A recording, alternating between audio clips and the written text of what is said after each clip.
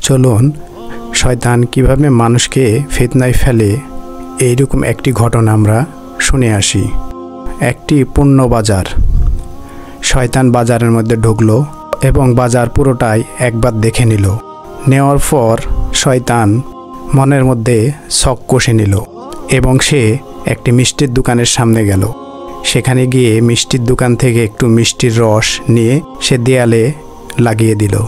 দেয়ালে লাগিয়ে দেওয়ার পর এই মিষ্টির রস খেতে বিভিন্ন পোকা আসতে শুরু করে। পোকা এসে যখন মিষ্টির রস খেতে শুরু করে তখন একটি টিকটিকি আসে এই পোকাগুলো খেতে।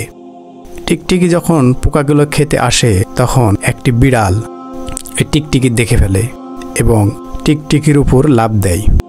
এমনতো অবস্থায় মিষ্টির দোকানের সামনে দিয়ে একটি কুকুর যাচ্ছিল এবং একটি লোকের পিছনে পিছনে কুকুরটা আসছিল। বিড়াল দেখে কুকুর মিষ্টির দোকানের মধ্যে লাফ দিল। লাফ দেওয়ার কারণে মিষ্টির দোকানের সব মিষ্টি নষ্ট হয়ে গেল। বেঁধে গেল শয়তানের ফিতনা। তখন মিষ্টির দোকানদার যে লোকটির পিছনে কুকুরটা আসছিল তখন সেই লোকটিকে ধরল এবং বলল, তোমার কুকুর আমার সকল মিষ্টি নষ্ট করে দিয়েছে, এবার তুমি সব মিষ্টির ক্ষতিপূরণ দাও। তখন লোকটি বলল, আমার কুকুর নয়।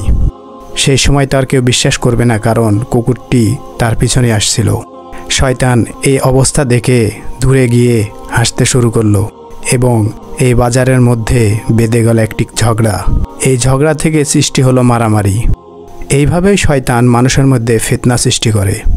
তাই আমাদেরকে অবশ্যই শয়তানের ফিতনা থেকে দূরে থাকতে হবে। এই ঝগড়াঝাটি এবং ফিতনার কারণে আমরা অনেক পাপের কাজ করে ফেলি, যাতে আমাদের ঈমান নষ্ট হয়ে যায় এবং আমাদের আমলও নষ্ট হয়ে যায়, আমাদেরকে দুজকের দিকে ঠেলে দেয়। এটাই শয়তানের লাভ। তাই আমরা অবশ্যই শয়তানের ফিতনা থেকে বাঁচার চেষ্টা করব। আমিন।